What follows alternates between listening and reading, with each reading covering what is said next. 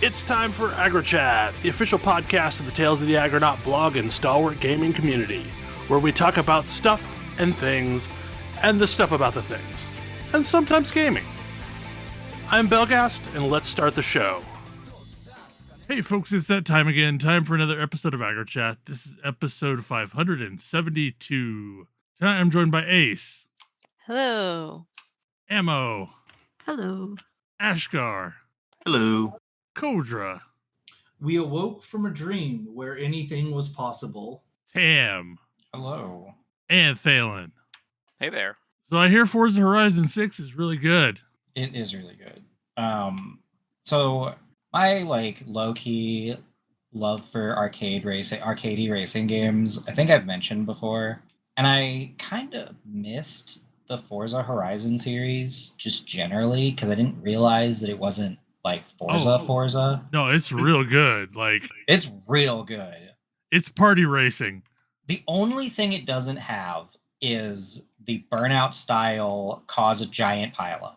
And It's pretty otherwise, unique to Burnout, and nobody else even attempted to duplicate it. There's nobody that really does the animated crash thing like Burnout. Yeah, but what it does do is let you go really fast in very fun ways. It turns out going really fast in cars is fun. It also kind of excels at having a bunch of really fun mini events. Yeah, it's got a bunch of really fun mini events. I think my favorites. So Forza Horizon 6 takes place in Japan. Like literally you're driving around Tokyo. And there's a whole event subtype that's like Tokyo tours, like city tours, where you're driving cars throughout parts of Tokyo with history while one of the other characters in the game is like narrating some history and you're doing some sightseeing and they're telling you about the cars that you're driving. And it's actually really neat. It's just like a little bit of fun tourism. That's pretty cool.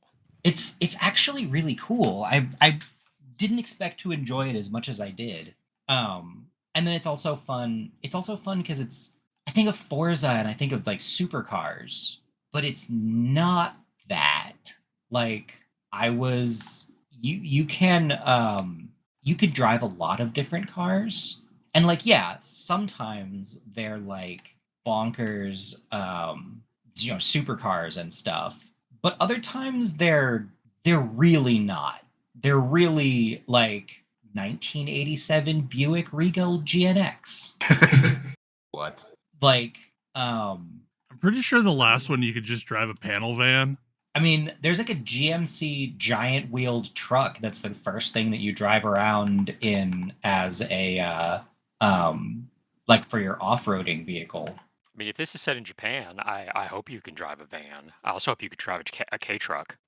There's several vans that you can drive. Good.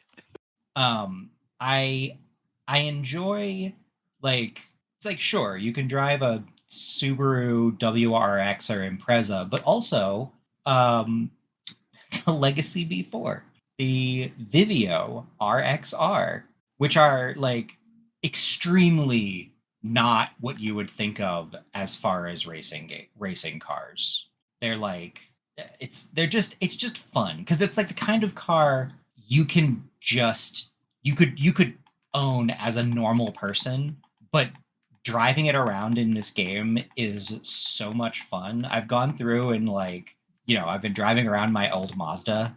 I drove in the last game. I drove around in my 77 Honda Civic hatchback.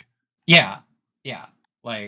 It's a delight. It's just it doesn't yes, you could drive crazy stuff, but yeah, you could just drive a regular Honda Civic around. I'm a little sad that there's a couple of things that I didn't see, but I think that you can get in other ways. Like I'm pretty sure like a Subaru Outback is in this game, and I know the Toyota Camry is in this game, but I don't have one yet, and I don't know where to buy one. But it's just fun. There's a certain amount of it's more fun to me to drive these very, very normal cars that you just see every day around in the most absurd possible ways. And they all handle a little differently, and it's a lot of fun. They do a really good job with them being a ton of different events. And the way the events operate is really different depending on what kind of car you're driving too. Because sure, your baseline Mazda 3 is not gonna zoom down the track like a, I don't know, Ferrari or whatever. But also it's gonna corner a little better and it'll handle driving off-road a little better. And sometimes that matters. As opposed to somebody who's in an F1 ridiculous hyper fast rocket who hits a hairpin turn and just wipes out completely. And you could do that too. But I love that it's not just there are supercars, but it's not exclusively supercars, and there's a whole bunch of weird little things that it's doing that are just a delight. I like the normal racing. Especially because I don't know, maybe this is just me, but with every car I've driven, I've occasionally had that there's nobody else on the highway. What could this car theoretically do if I floored it? How fast would it get to? How would it take turns? I don't know. I've never tried. I mean, obviously I've never tried it because I'm still here and haven't done anything quite that foolish. But Yep. But there's a part of me that's yeah, but what if? And this lets me get that what if? What if you got a straightaway and just went as fast as you possibly could in a Ford Taurus? How fast would it go? It turns out 115 miles an hour. And then what do you do when you're there at 150 miles an hour? Well, not a lot, because that car is really not made or happy to be going at that speed under any circumstances.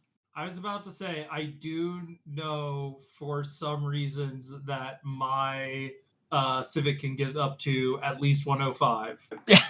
Yeah. Unspecified reasons for legals. It's fine. No questions. Mm-hmm. But and there's just so many little joys. The game really is in a lot of ways about hey, cars can be fun, and you don't even have to be serious about them to have fun with them. And I really appreciate that, because it's so easy to have this is a car game where you've got to be really hardcore about it, and I'm just not. But I don't know, I'll just go fast. I used to see Miatas around, and I wondered if they were fun to drive, and I'm all right, so I'll drive a Miata around. Turns out it's a lot easier to drive one of those in this game than anywhere else. Turns out that if you're in a Miata and you're going 120 miles an hour and you tap the emergency brake, you just spin out. You don't elegantly drift or anything. You just completely lose control. And I don't know how, again, I have no idea how long Forza has been doing this. I assume that this is not a new feature, but when I'm racing, it's got, at any point, I can hit the Y button to rewind just a little bit. That's cool. And as a racing game feature, it's so cool. It's oh, I messed up the turn on my last lap, and in other games I'd be well, I gotta redo the entire race. That sucks. Whereas this is just oh no, tap that button and go back a little bit. You can do it again. It's fine. You can do it as many times as you want. It's cool. Just have fun with it. That's what this game is about, right? Have fun with driving. This makes the pity arcade about this guy has the power of time control and is coming in third. Yeah. I've actually only ever seen one other racing game do that, and it's Mario Kart World. Right? The mobile game? No, the most recent Switch 2 game. I didn't realize you could do that in that It game. lets you do that in time trials. Mm-hmm. Oh, interesting. Of course, it does not lower your time, so maybe don't if you want to set records, but it does just let you do that. Yeah, this game is 100% okay with you. I've never played a racing game that is so since even Blur, which previously was one of my favorite racing games, which is just What If Mario Kart but real looking cars. But even Blur didn't quite have the same level of I don't know, just did you think that was fun? Do a fun thing. Have fun with it. The whole the game kind of has a plot, but the plot is there's a driving festival that you're taking part in and doing races, and everybody likes racing. There's no drama. there's a bunch of characterization, but the characterization is you're on a trip to drive cars with friends. That's what you're doing. The like the one bit of drama I've seen is like, uh-oh, this person might be late to the event. Where are they? it's it's so lightweight, and like I don't know that I don't know that it feels right to call it like a cozy game, but it almost is. It's just so, despite being like, again, despite being a racing game, it's really low pressure. And it's honestly pretty wholesome. Yeah, it's just a cheerful, happy game. And like the last racing game I played was was the very anime battling one, which was deadly serious, and it's amusing to play something different. They have they have basically story cutscenes in which you don't actually, you're racing, but you can't really fail. You're just racing through bonkers events. Uh, crash through billboards to fly out the other side, and everybody cheers. Like it's absolutely over the top. It's absolutely silly. It is a shocking amount of fun. I mean, if you want that, they're making you Stuntman. Yeah, yeah. It's got and I might play that one too. It's not really the same vibe though. It's not like, but it's still fun. I like I do miss, nobody other than Burnout has done the like absurd crash nonsense, and this is not doing that. But it's definitely like, it's happy for you to have fun with it, and I'm happy having fun with it. I'm looking through this list of cars that are in the game. You can drive an '89 Nissan Escargot. Yeah, it's nuts. And that is great. It's so silly, and like after a certain point, they don't restrict what cars you can bring in events, so you can drive some just unbelievably inappropriate vehicles for whatever event you're in.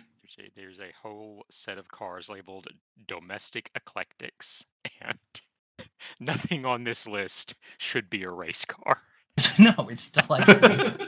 there's some very awesome. funny. There's some very funny stuff that you can drive, and like I was saying, it's definitely the more fun. Really, you're gonna race racing in this car. So. Yeah, at some point you really need to play 5 because it's set in Mexico, which is also really cool. Oh, I bet that would be really. This is like, I've had such a blind spot for this series, despite it being like, turns out it's exactly or very close to the exact kind of racing game I really enjoy, which is the hyper casual kind of deal. I played 5 a lot when I was on Xbox Game Pass because it was one of the things that looked cool on Game Pass, and yeah, I logged a bunch of hours. But yeah, it's just fun. I'm not even very good at this game, if I'm 100% honest. It gives me a lot of tools. Like, it gives you a whole, here's the path you should be following, which I love, because a lot of racing games have, it is sometimes easy to like miss where you're supposed to even go in these like hyper detailed environments. But this one gives you like a very handy, here's where you should be going. And also, it's blue if you're going at a speed where it's reasonable. It is, it turns all the way from blue to green to yellow to red to orange to red if you are going too fast. And boy, sometimes I'm like, I think I'm not going too fast for that turn. Too fast for that. But it makes it that much easier to play, where you're just like, I don't know, follow the line. It's cool. And you can like tune it out a little bit and look around at the gorgeous environments.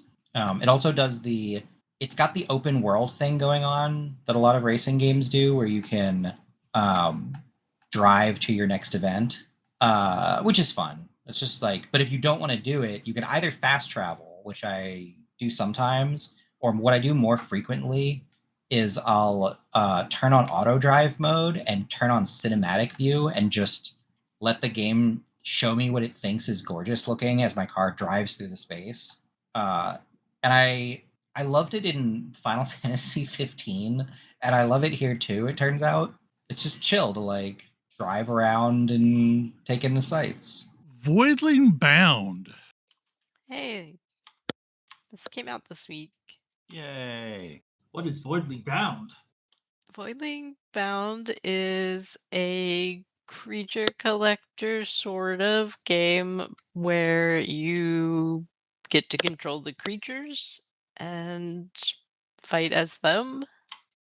And it just has extremely fun combat.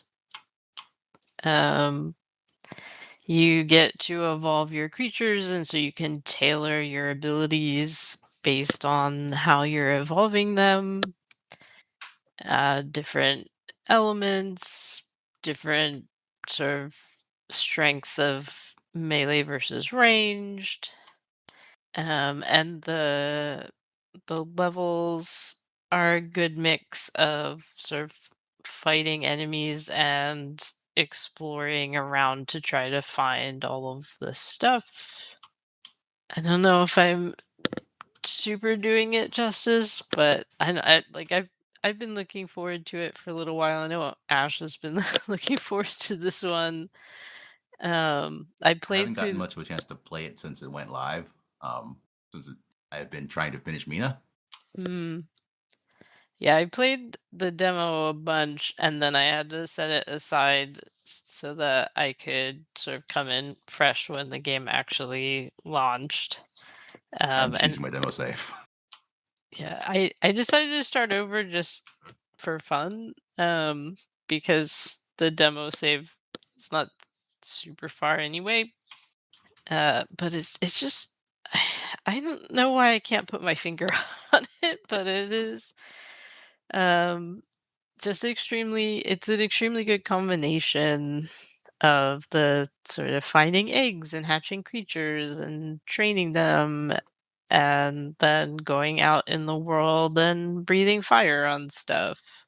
A lot of the devs are from Skylanders pedigree. Oh. Not Oh, like nice. not Toys for Bob, but like some of the other studios that worked on it. Yeah. And the game itself plays a lot like Ratchet and Clank when you're actually in gameplay. Yes. Wait, what? Sorry. I was envisioning a completely different game, and then you said that. Because I'm like, creature collector, kind of like Pokemon, Yeah, right? kind of like Pokemon. No, I mean it No. doesn't play like Pokemon. Yeah, the gameplay looks like third person action combat. Like Okay.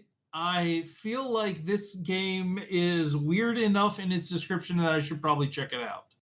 I think it's worth a look. So, are you controlling the creatures you collect Yes.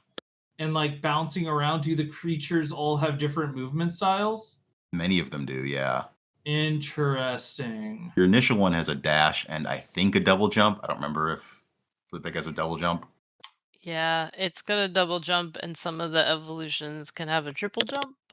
Man, one more game that I need to play when I have time. Haha. Ha ha ha ha ha. But yeah, I've acquired a couple of creatures that I didn't see in the demo, so it's been fun messing around with them. And I've gotten some creatures that have basically sort of minions. They bring their friends along. I have not started messing with those, but I am very excited to see what weird evolutions those can have. I really like the fact that, there's a bunch of different creatures, and each of the creatures has multiple different sort of element-based evolutionary paths with different forks. But when you train your creature, like its level is specific to that individual creature, but the essentially skill points that you assign apply to all of the creatures of that type.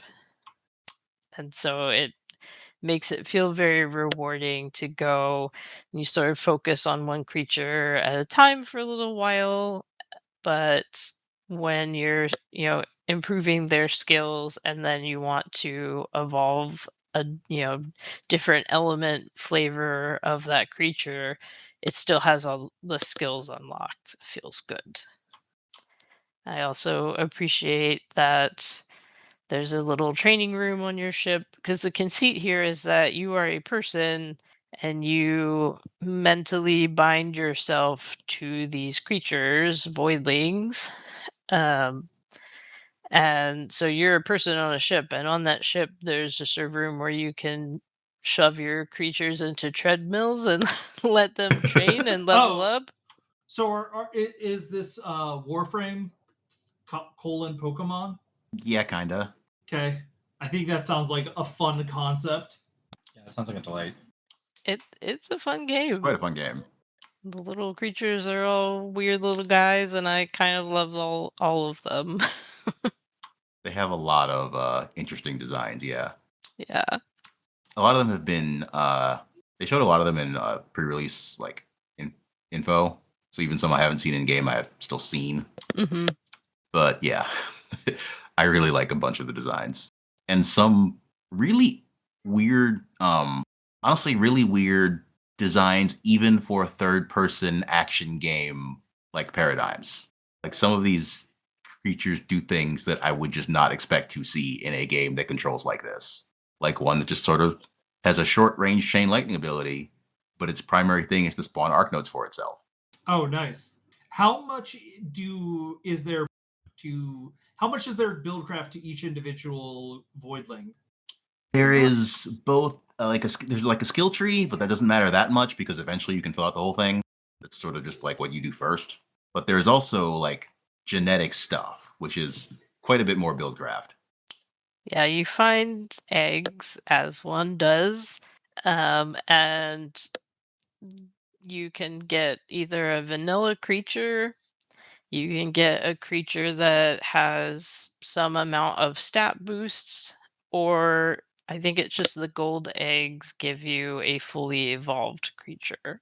Is the game hilariously cagey about where the eggs come from, the way Pokemon is? I mean, you find them in nests All right, that's mostly. more reasonable. So yes and no. Fields of Mistria.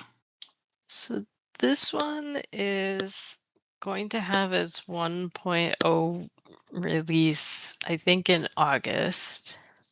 And I've had it recommended to me by several people, and I had been putting it off because early access, and I finally decided to give it a try, and it basically ate all of my free time this past week. It is what if Stardew Valley, but maybe a little bit of magic? Mostly just, do you like Stardew Valley? Here's a different version, very well done equivalent. Have fun. Ooh. It's got a nice little story. It has tons of townsfolk to befriend. It has mines with creatures to fight. It has fishing. It has farming. It has all of the things that you would expect. You can catch bugs, which is delightful. And I appreciate that it is kind to you in sort of telling you every day the things that, if there are things you should care about on that day. So instead of leaving me to my own devices where I will never remember to check the calendar every day and always miss somebody's birthday or some sort of event going on, instead, when you wake up in the morning, the game says, "Oh, it's Friday. Everybody's going to be at the inn on Friday. Oh, today is this person's birthday." Oh, thanks. That's super helpful. It's so helpful. Like, I am curious because didn't Stardew Valley have some amount of magic kind of in it? Like I don't know what to make of the forest spirits if they're not magic. I mean, yes, but I guess the difference is in Stardew Valley, when you want to have a big field, you build a bunch of sprinklers to water your field. And in Fields of Mistria, when you want to have a big field, you make a big field and then you cast a spell that makes it rain on your field. Okay. You are more directly a wizard in this game. You're a wizard farmer. A little bit. You are borrowing some powers from a dragon because these things happen. As one does. So you're a warlock farmer. Essentially. But yeah, so you get spells that will water your crops or will heal you if you're in the mines and something tries to kill you. Um, you eventually one thing I love is you eventually get a essentially free horse that you can just instantly summon at any time and will speed you around. Um, it's got a very nice gossip system that will eventually tell you which gifts the various villagers like. And there's some other silly things going on, but just my general feeling of it is, do you like Stardew Valley? You will like this. It is it's I think I like the way that the villagers sort of move around, they interact. It feels a little bit more naturally. They kind of walk around in groups and they have conversations that sort of reflect where they are and what they're doing. The Friday night at the inn thing is really adorable because there's like the people at the bar who are always drinking and talking about random things. There's a table full of people who are usually playing card games or board games. And then there's a table full of people who are playing RPGs. And they're extremely adorable about it. But yeah, I definitely understand why people were recommending this. And while I sort of wish I had been able to make myself wait until 1.0, because there's a good amount of additional stuff that will be added. I'm not mad that I started playing this. It's been a very good time. I didn't play it very long either because I wanted to hold off some, but I got it a while ago, and it is very charming, and the retro anime style is very cute. Yes. And I appreciate the characters referencing their natural pink hair. Yes. I mean, that's just a normal hair color that occurs in nature. Yep. Do you think I should dye it? I've always liked it the natural pink. Yes. That's an incredible bit, actually. Yeah. I also like that, yeah, you're not too stressed for time. Like you can kind of take it slow and not like, oh, I have to have this much crops by this time or whatever kind of thing. You can just sort of, take it at your own pace. Yeah, it feels much more relaxed. Um there are also sort of ample opportunities to buy your way out of problems if you need to. I mean, the last game like this that I played was Grimshire, so this feels like there are no restrictions compared to that game where you really had to meet your quotas by this time or everybody was gonna die. But yeah, this one it's not so bad. It is nice. It clearly tells you which things you have already donated to the museum and which things the museum doesn't care about.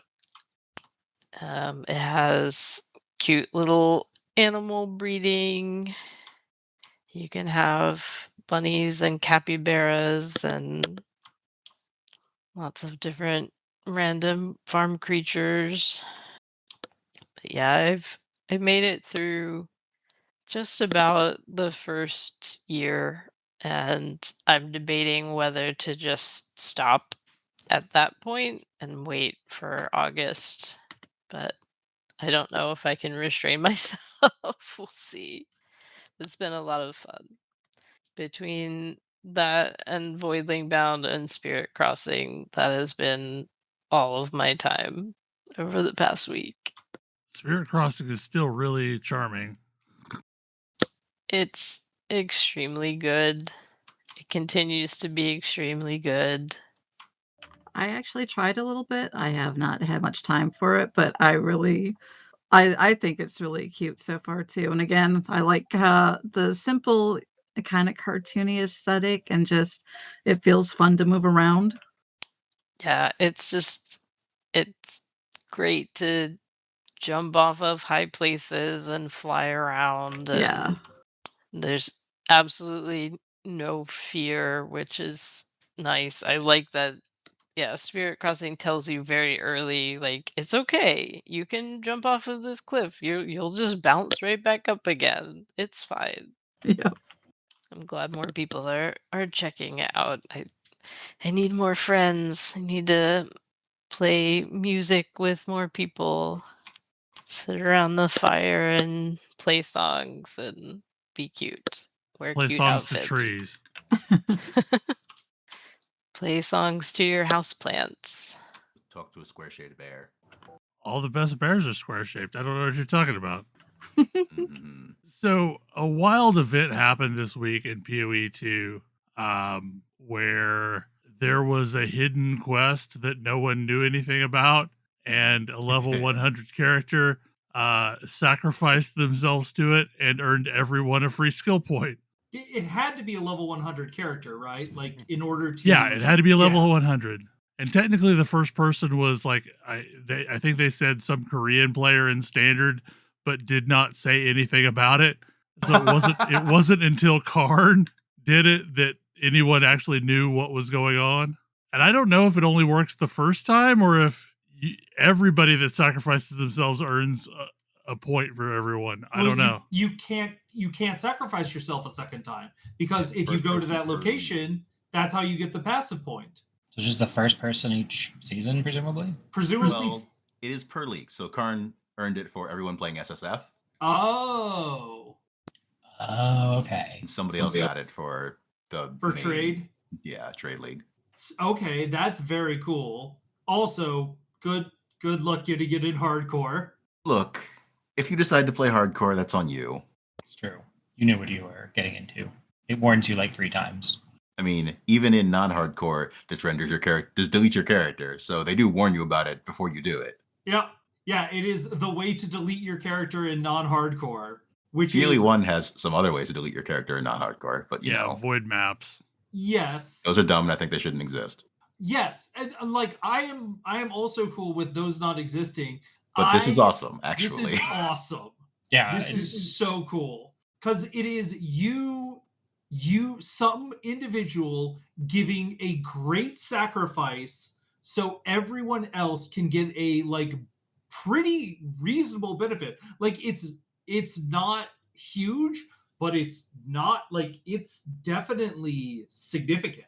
Like having an extra passive point is just really a strong thing, especially when those last few passive points become so hard to fight over. Because like you're trying to get levels past 90. I love the idea of like finding ways to induce meaningful player sacrifice for the greater good. I think that's very cool game design. And it's hard to do. And this is a very good instance of it. The original idea behind this was to essentially exit into a totally different league, like a divine league. Oh, interesting. No, And they decided against that and went with the sacrifice option instead.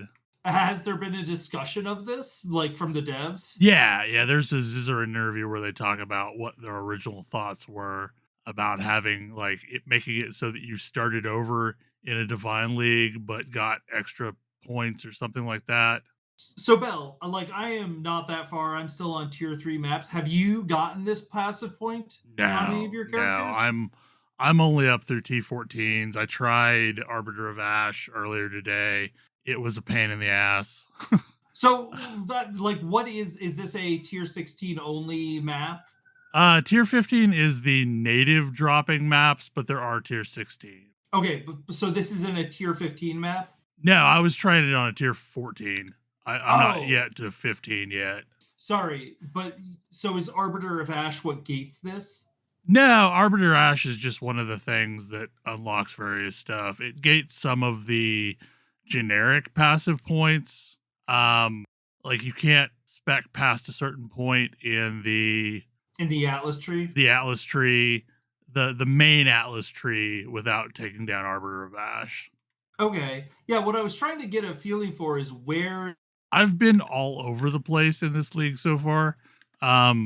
Because like every league mechanic has its own tree, and there are areas on the map where you can get passive points for those trees. So like I went kind of hard into Abyss for a while. Been slowly picking up Breach passives. I don't feel like I'm progressed anywhere near as far as I would be in a PoE 1 league. Yeah, I wasn't sure where. Do you know where the tier 16 like thing is? Or where the passive point is for this? No, I have no clue. I've not even researched that far. I think it's gated behind some boss. Okay. But is it something that you would need to be doing T6? I mean, technically I could be doing T16s right now if I ran powerful maps and got T16 maps to drop. The tier progression isn't connected to the Atlas progression at all, really, which feels a little weird, but I don't know. I've gone through a whole respec, and I hate that I have to do an Ascendancy 4 in order to respec, but I switched from Infernalist to Lich, and then have now done the Raven Righteous Fire thing, and it technically works, but I don't know that it's a good build. I think I am actually going to go on the all Pokemon all the time, but try to be just a little bit less passive about it. Yeah. I mean, I've got that character still about 72 or so, and did some early mapping with it, and it was laughable. The Raven Righteous Fire is basically like an aura that surrounds you that is a minion that scales off of minion damage. And I have around plus 500% minion damage right now. And it works, but the thing that makes Righteous Fire feel fun is how tanky you are. And I am not that tanky, not even by a small amount. So like I don't know that this build really works as its own thing. Like it's good enough to kill stuff that gets close to me when I'm doing normal minion stuff, but in order to optimize this, you essentially want to summon one minion of every type that you can summon and use muster support to make it so that you're getting an additional 70% minion damage to all the minions, including your ravens. I mean, this is also the thing in Companion as well, right? As muster support. Muster is a little too powerful not to use it. If you can get the right numbers of minions. Yeah. Like that's been an adjustment for me this time, because which does require me to get to level 84, which I am not there yet. I got to 84. That was what allowed me to equip the staff, because like 84 seems to be like a significant gating level. 84 is also what gates tier 19 gyms. Anyways, I love the idea of sacrificing yourself. Yeah, I think it's really cool. And like you live in infamy from that point forward in the league. Yeah, it's an interesting design space, because it's kind of like it's community in a way, or like, I mean, not even in a way, it's like a particular type of community. I think it's really interesting to see what people are what kinds of interesting ways are there to build community that you would not otherwise have had. Yeah, and like PoE already has a pretty diverse community, which is weird for what it is. And this just kind of adds one more element to it. Anybody have any other topics to discuss? Did I mention that I'd finished Bond First Light? No, I think you were still playing it when we last talked about it. Okay, I've finished it, and it lands. Like, it's cool. I'm very excited about the sequel, in theory. They definitely set up a sequel. I hope that the right people get to make it, but Yeah, but like it really hits the right notes. It's got a great like finale sequence. All of the bits just work. Distracted because as we're on this show, I am now delivering food in a food truck in Forza Horizon. Yeah, like what a delightful, silly mini game. Pick up food, deliver it. I'm playing Crazy Taxi, but food truck delivery. Mina the Hollower continues to be quite a good game. It's got a weird difficulty curve. Just gonna say that. Oh boy, yeah, it does. This is one of the games that I think is significantly harder at the start than it is later, but it gets hard again. Okay. Oh, so it is a Souls-like. I'm sorry. You're not wrong. Like, Souls games, like, the second boss is one of the most, like, the hardest moments in Souls games. And then about halfway through, you'll find yourself one-shot a boss and be like, I've got this game on lock. And then you get to the end of the game. Yeah, it's kind of like that. It's a lot like that. So are you at the actual, like, have you done the all 6 areas thing? No, I'm at what is likely the 6th area. Okay. It's you don't need to get there 6th. But boy, should you? You should. You really should. Oh. A hint for anyone who is possibly stuck in this game. You can walk into mirrors. The game needs to make this more clear. Aha. So I also have a thing I added. We are now almost caught up with Pokemon Horizons Rising Hope, the 3rd installment of the Pokemon Horizons anime. And boy, I was not quite ready for where they were going to take me in Pokemon Horizons Rising Hope. But it's very funny to me. So it's definitely a show dealing with people who have experienced some setbacks. But now the main 3 protagonists from the first 2 series are like legitimately the leaders of the crew now. And there is a kid who is now following them along who wants to be the very best. And it's so funny watching people deal with an Ash-like personality from their perspective. Like, So basically, you've got a Boruto thing going on. I guess that might be a good way. Like, I've never actually watched Boruto. I haven't either. I just know it's about the child of Naruto.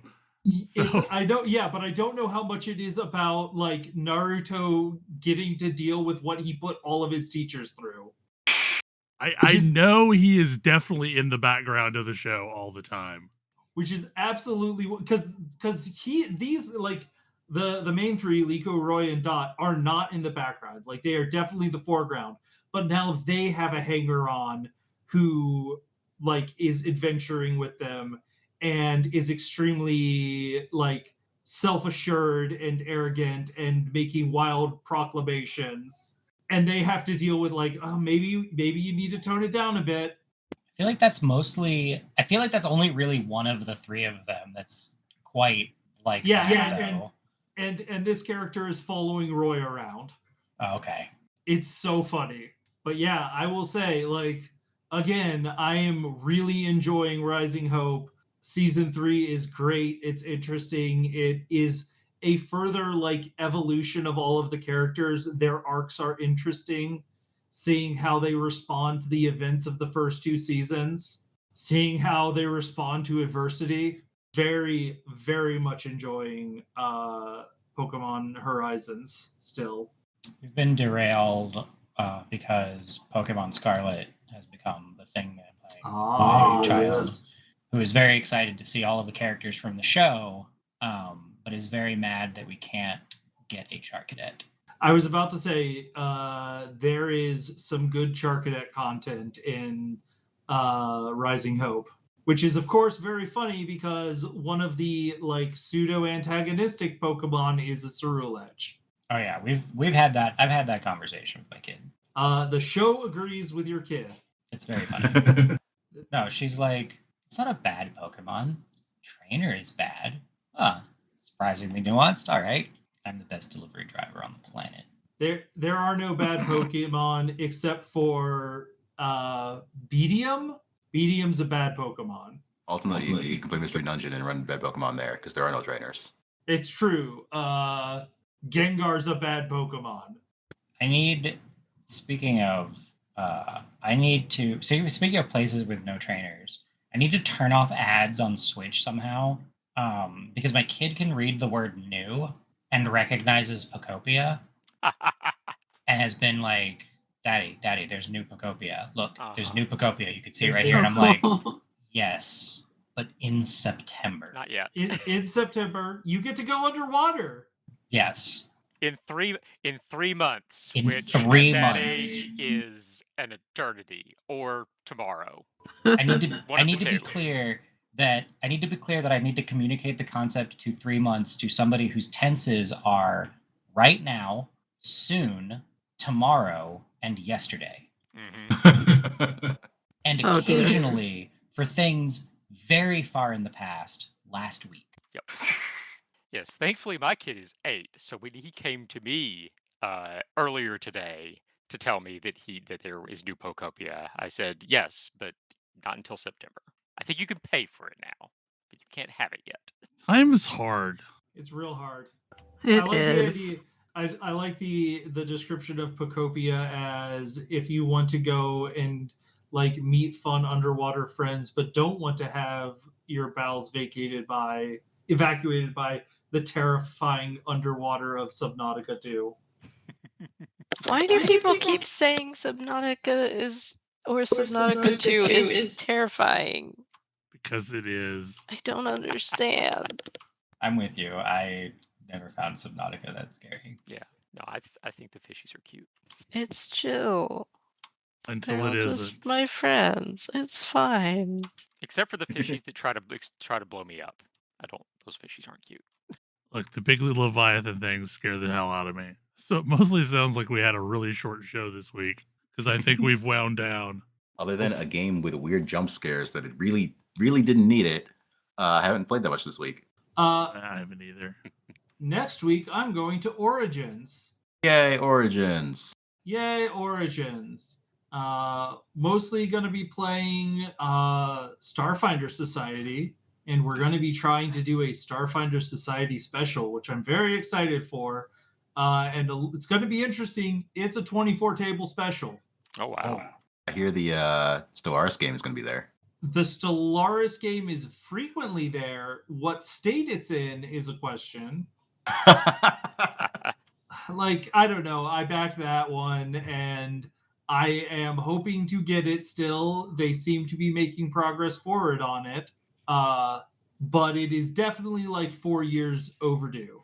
And probably realistically 4 years out still.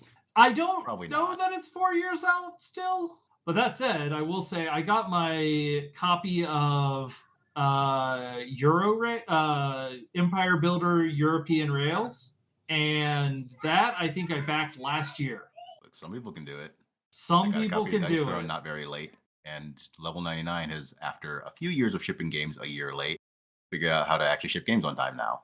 I'm very interested to see if Game Changer, the board game, is on time or late. Ooh, did you order that? I did. Great. I expect it will be late. I also expect it will be. But I don't know. Maybe they've got some real professionals on board, which wouldn't surprise me. That's fair. But it is a new thing. But also they have not been in this particular business before. Yes, exactly. Man, a lot of it is breaking into the business, I think, that makes people late, and getting vendors and, people to produce things, and there's a lot of moving parts to a board game. I'm waiting to see when my StarCraft Minis game ships. A game that I did not need, but backed anyway. And it sounds like we've wound down again, so I think we'll call it. Hopefully y'all had a good time listening to us, and we will see you again next week. Good night. Good night. Good night. Good night. Good night. Good night. I'm Clumpy D, and here's my joke. Close enough. Okay, I am headed to bed. I will talk to y'all later. What you mean? Stop Do you want to stop recording? Good night. Wait, I didn't stop recording?